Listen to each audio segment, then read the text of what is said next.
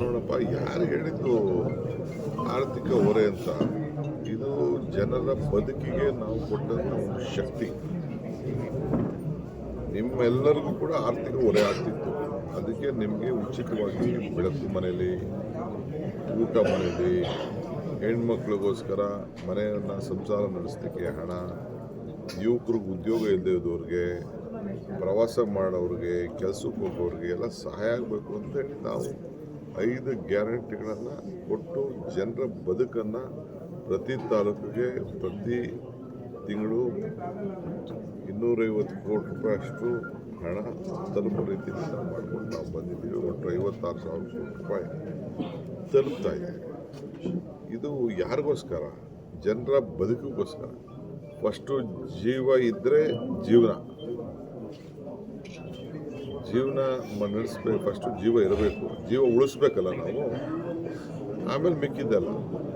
ಜೀವನನೇ ಇಲ್ಲದೆ ಏನು? ಯಾರೋ ಒಬ್ಬ ಮುಳುಗ್ತಾ ಇರ್ತಾನೆ, ಆಗ ಅವನಿಗೆ ಒಂದು ನೀರೇ ಆಶ್ರಯ. ಅವನಿಗೆ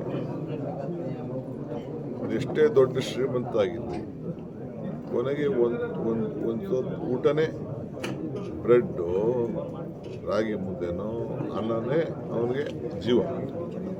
ಹಂಗೆ ನಮ್ಮ ಸರ್ಕಾರ ಯಾರು ಹಸಿವಿರ್ತಾರೆ ಅವನ ಬಗ್ಗೆ ಚಿಂತನೆ ಮಾಡಿ ಕೊಟ್ಟಂಥ ಕಾರ್ಯಕ್ರಮ. ಅದರಿಂದ ಮುಖ್ಯಮಂತ್ರಿಗಳು ಈಗ ಬಜೆಟ್ ಮಂಡನೆ ಮಾಡಬೇಕು. ಬಹುಶಃ ಫಸ್ಟ್ ವೀಕಲ್ಲಿ ಮಂಡನೆ ಮಾಡಲಿಕ್ಕೆ ನಾವೆಲ್ಲ ತಯಾರಿ ಮಾಡ್ಕೊಂಡಿದ್ದೀವಿ.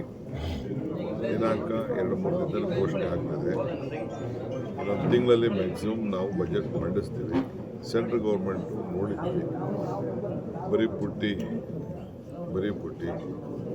ದೇವೇಗೌಡ ಆಗಲಿ, ಕುಮಾರಸ್ವಾಮಿ ಆಗಲಿ, ಪ್ರಹ್ಲಾದ್ ಜೋಶಿ ಆಗಲಿ, ಶೋಭಾಕ್ ಆಗಲಿ, ಯಾರೇ ಮಂತ್ರಿಗಳು MP ಗಳು ಇವತ್ತವರೆಗೂ ಒಂದು ಚಕ್ರ ಇರಲಿಲ್ಲ, ಒಂದು ಅನುಮತಿ ಕೊಡಲಿಲ್ಲ.